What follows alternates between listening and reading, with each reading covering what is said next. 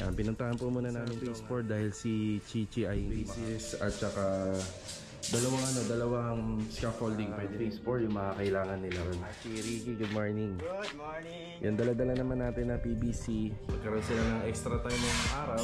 So ngayon yung halo natin, yung halong pang mortar lang, yung pambuhos lang. Yan, shoutout po sa inyo. Meron po silang unit doon sa may Block 20. Tsaka itong chipping. Yan, hindi ko lang naituro sa inyo noong nakaraan kasi maraming lupa. Kailangan mo nang maalis. Paglalagyan po ng mga asinta ng hollow blocks yan, okay na. Tapos natin, mas malaki po to kaysa dun sa dating ginagawa natin. 12 by 30. Ay, 12 cm. 12 by 30, 10 mm. Ayun. Bali, gising ko. Good morning mga karos, kamusta po tayong lahat? Yeah, welcome back po muli dito sa aming channel. April 19 ngayon, araw po ng Biyernes. Ayan, nakatutok tayo dito sa project natin sa Phase 3 at saka dun sa bagong project natin sa Phase 4. Kaya ito mga karaw, samahan niyo po muli kami ngayong araw po ng Biyernes. And enjoy watching po. Tara! Ayan mga karaws, nandito tayo. Ayan, good morning and good morning sa ating mga client owner. So yung ano nga po pala, yung owner natin na nandito na. Ayan, maraming salamat kay Tatay Sinon at saka kay JJ. So ayos na po uli. Meron na nga lang po sila nakitang singaw dun sa may tambucho, pero sabi nila unahin lang daw nila magkaroon ng materyales. Kapag meron na, ibalik ko lang din daw ulit. Tapos yung transmission support, yun lang. Kailangan makahanap daw muna kasi kapag tinengga po daw dun sa auto shop, hindi po daw natin to basta-basta magamit. So ano na lang, kapag meron na daw dun, ibabalik natin. Saglitan na lang naman daw yun, sabi nila. So okay na uli ito, magagamit na po uli natin. Kaya may mga napalitan nga po sa kanya. Yan. May mga pinalitan. Alright. Bali, nandito nga po pala si Kuya Boy. Kuya Boy, good morning. Morning, boss. Yan, si Kuya Boy yung ating steelman at saka electrician. Overall din po yan. Yan, si Master Jojo, good morning. Good morning. Yan, pinuntahan po muna namin tong area para mabigyan po ng instruction si Kuya Boy regarding sa mga gagawin dito. Tapos si Marvin nga po pala, nilipat muna natin sa Phase 4 dahil si Chichi ay hindi makakapasok ngayong araw. Yan. Bali, project natin dito, nakapokus muna tayo sa rebars and stirrups. Stirrups and rebars para sa foundation plan nito. Yan si Tam Tam. Tam, good morning. Morning, sir. Morning. Bali, yung dulo na lang, no? Tam din, no? Yun, para makapagbaba si Kuya Boy ng parilya. Yan. Tapos tayo naman kumuha tayo ng scaffolding dito para dadalhin po sa Phase 4. Yan, dalhin ko yung platform, cross bases at saka dalawang scaffolding, pwede na yun.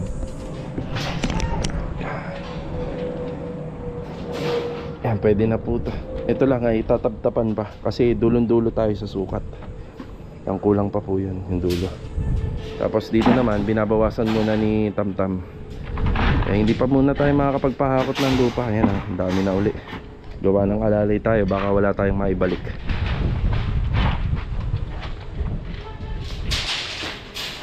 Okay, hatid ko muna sa Phase 4 yung mga kailangan nila ron.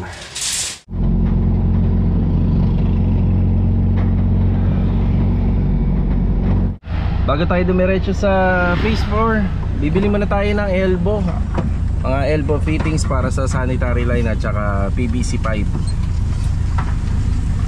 Okay. Morning, te. Sanitary pipe na detress. Tapos mga elbow na detress din. Tsaka solvent pipe. Thank you. Magbubuhos na kasi sila ron ng wall putting at saka ng column. Kaya kailangan may linya muna. Yung para sa drainage sa harapan ng bahay. Okay, sa Phase 4 tayo. Yung mga scaffolding, platform at saka yung cross brace na dala natin ay gagamitin po rito. Ipapabaklas po kasi natin yung mga kisame na po dyan. At saka yung mga metal paring. Okay, si Marvin nandito. Good morning, Vin. Good morning. Tsaka si Ricky, good morning. Good morning. Yung dala-dala naman natin na PVC, yung mga elbow, 45 and 90 degree. Dito po gagamitin. Yan, dito tayo kukuha ng location ng floor drain. Ayan. May floor drain po tayo dyan para sa tuwing magbabasa po rito.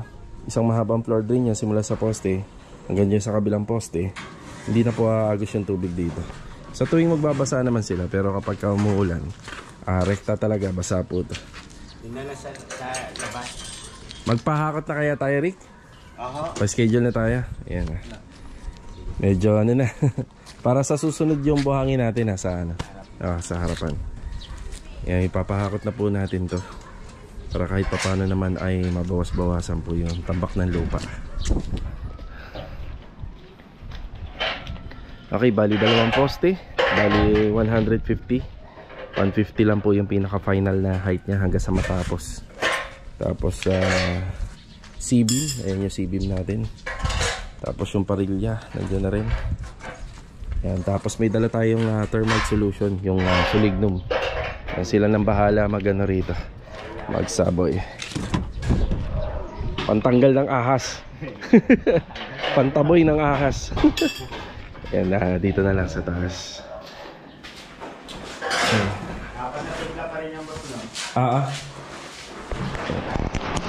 Tapos dito naman sa likod, ayan, itayo na po nila yung dalawang poste.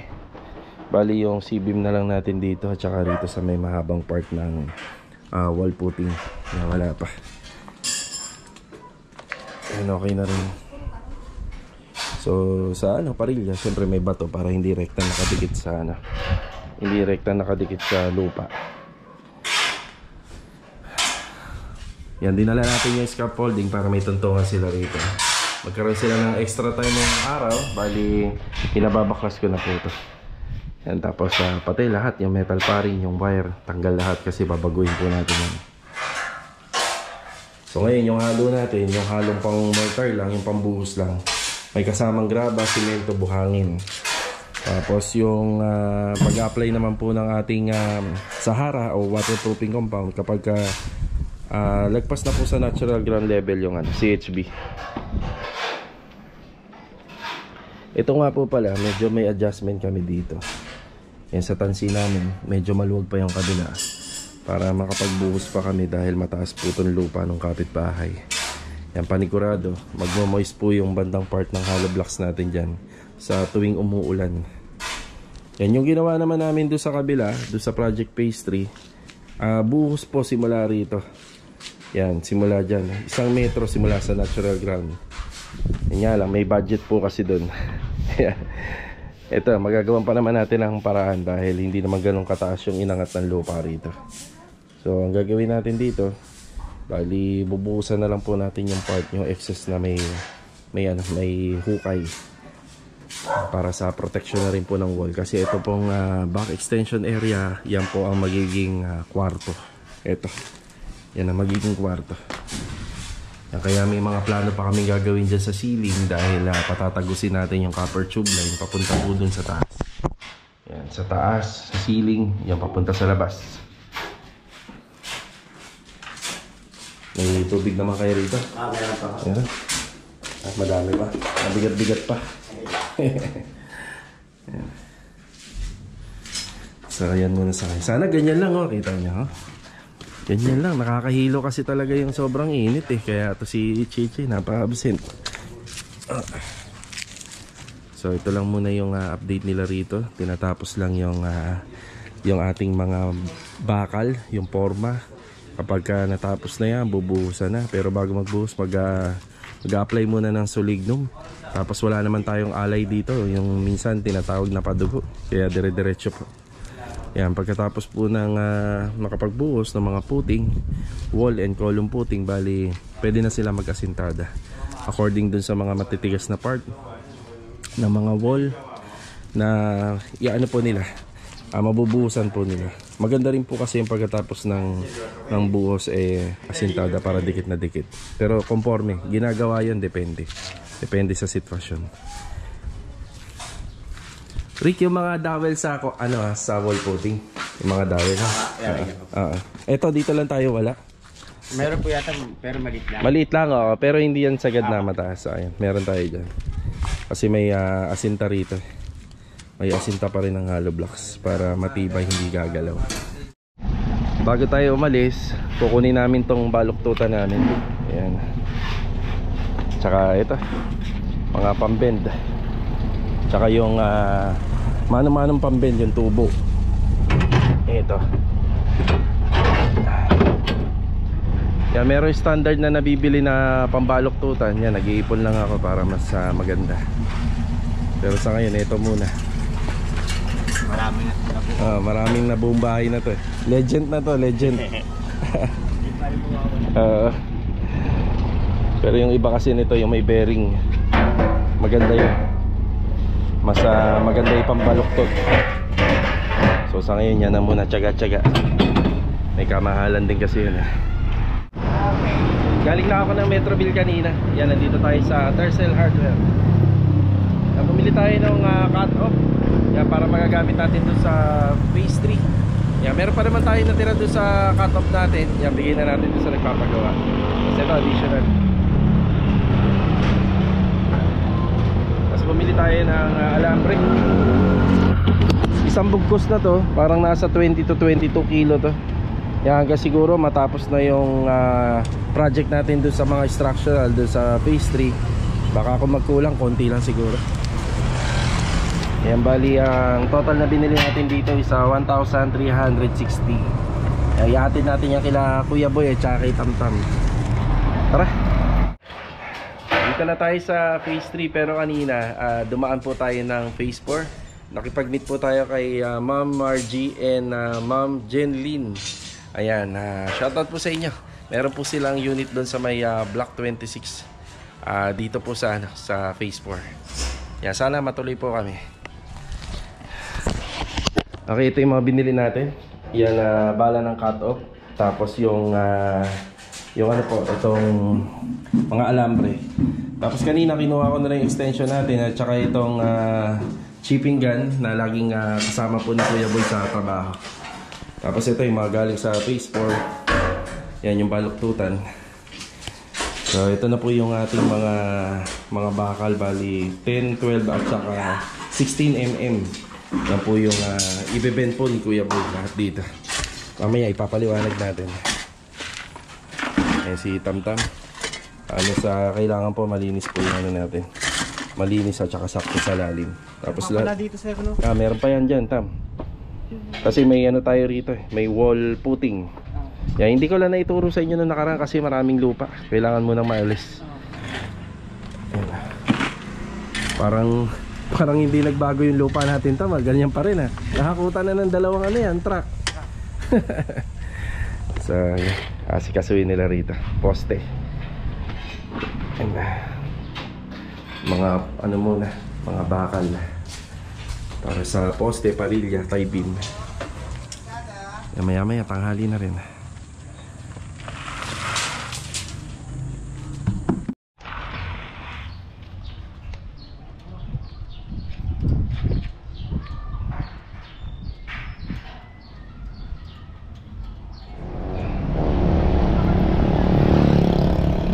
Kakatapos na natin na mananghalian. Pumunta pala ako ng hardware kanina. Bali yung vlog po natin ay dalawang unit lang yung pupuntahan natin ngayon. Bali pagpunta ko ng hardware kanina, pili po tayo ng mga 2x2 na Kindry at saka 1x2 para dito sa gagamitin nila Master Jojo sa phase 3. Yan, shoutout na rin po kay Sir Joven. Meron po siyang unit dito sa phase 5 Lumina. Kaya pina-estimate sa akin kanina. Bali, nakadalawang ocular visit tayo kanina sa phase 4 at saka sa phase 5. Hindi ko na sinama sa video. Bali, for privacy na po ng mga client owner. Ito mga karos, nagkulang din ng tires doon sa Metroville. So ini-install na nila bilog sa second floor. Hindi ko pa pala nabibili doon yung sa back area. Bali kung ano yung ginamit po sa taas, yun na rin po yung gagamitin sa may back area. Yan, bali pupunta na po tayo ron. Then bigyan na tayo ng final update. So let's go. Samantalahin natin yung init. Init talaga. Tara.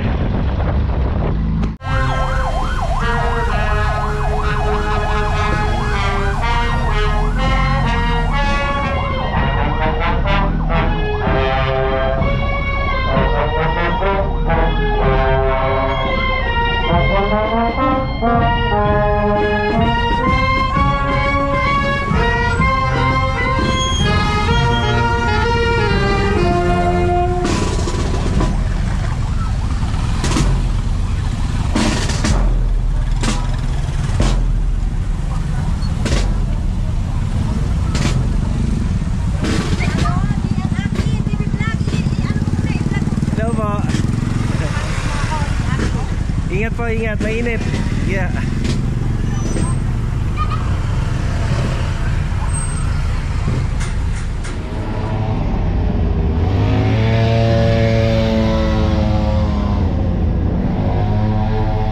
Galing na po tayo ng Metroville. Ayan na, iatid na po natin lahat ng tiles. Nakaragdagan po doon sa second floor at saka doon sa may back area. Ayan, bali papunta na po tayo ng Lumina Phase 4 ngayon. Bibigay po tayo ng final update doon sa ginagawa nila Ricky at saka ni Marvin. Ayan, after naman po natin doon, dediretso tayo ng Phase 3. Dami ko na naubos na tubig. Ay, sobrang init po kasi talaga. Wala pa pong May. Pagdating ng May, panigurado yan, mas mainit. Parang ang sarap ulit mag-outing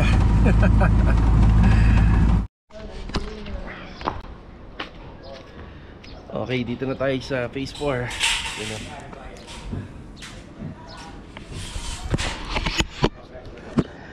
Bali, ito nakapagbuhos na po sila ng wall and column. Ayan, meron na rin po tayong abang na bakal 10mm. So tutuloy na po yan sa 150 cm yung asinta. Tapos 3 layer ng hollow blocks. Saka naman tayo maglalatag ng mga horizontal rebars. Ayan. Ayan yung abang sa ayan, sa pinaka floor drain nitong harapan ng bahay. Tapos dito naman nagtatanggal na po sila ng dating ceiling. Hardiplex yung dating ceiling nito. Tapos tatanggalin na rin yung mga metal framing na nakakabit. Tapos papalitan natin na mas maraming metal paring. Tsaka mas maraming C-channel at saka yung hanger. Medyo konti yung nakalagay rito.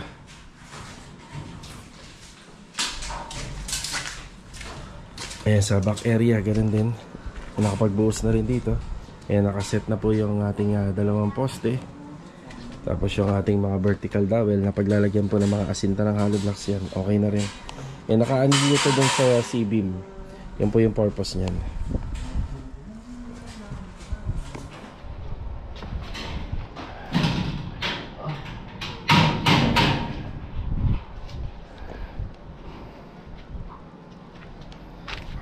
Yan, bukas sa CHB.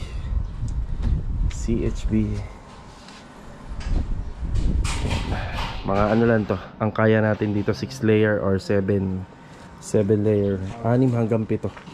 Yung conforme po yung sa lalim ng lalim po nitong baon. Bali yung baon nito 2 hollow blocks. Yan yung lalim niya. Yan, tapos itigil muna, then magsiset naman tayo ng poste. Tapos flooring.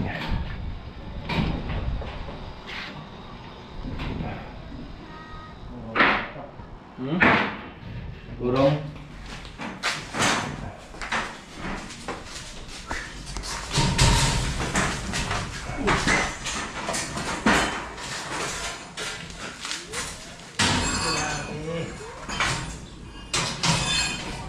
Yung ginamit niya pala rito ni Lumina, bali ano siya, yung screw na pang hardiplex.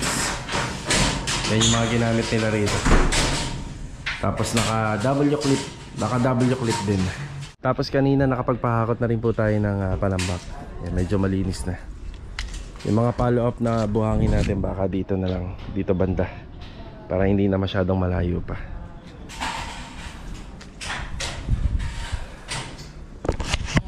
Yan na lang muna yung update video natin dito sa ginagawa natin bagong project. Isang Amy Row House din dito sa Phase 4. Yan. Yan, sa Phase 3 tayo.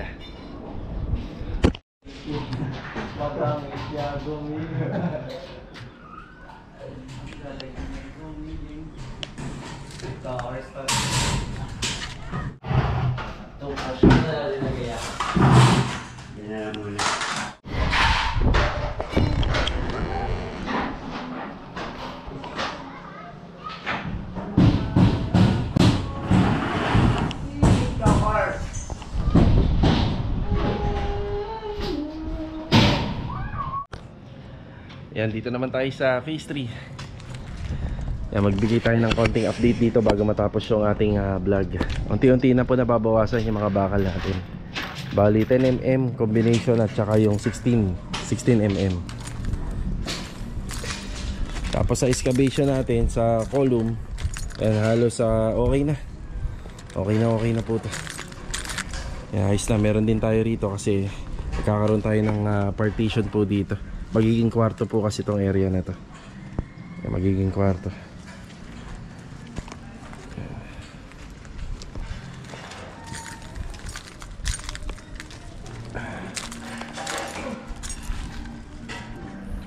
Ayan, ganyan po kalaki yung pinaka-kwarto niya. Yan na yung pinaka-squareness.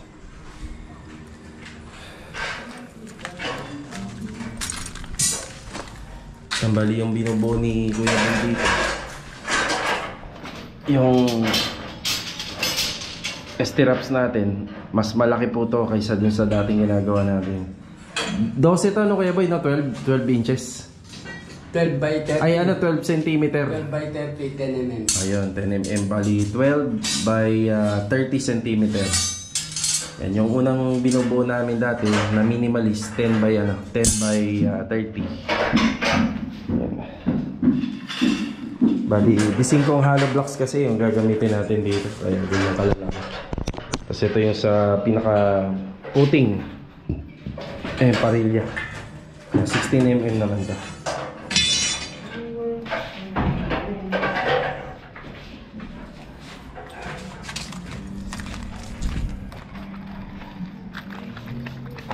Yan, sa bukas yata, bukas ituturo naman natin yung mga huhukayan po dito. Ayan, si Tamtam magwawalis na sa mga sumobra pong lupa.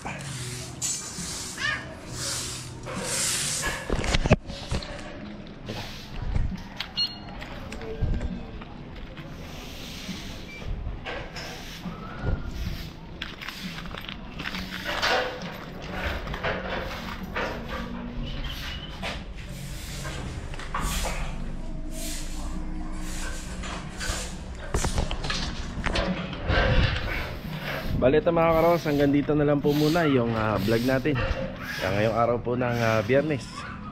So kita-kita na lang po tayo bukas, araw ng Sabado, sa susunod na video. Paalam po muna.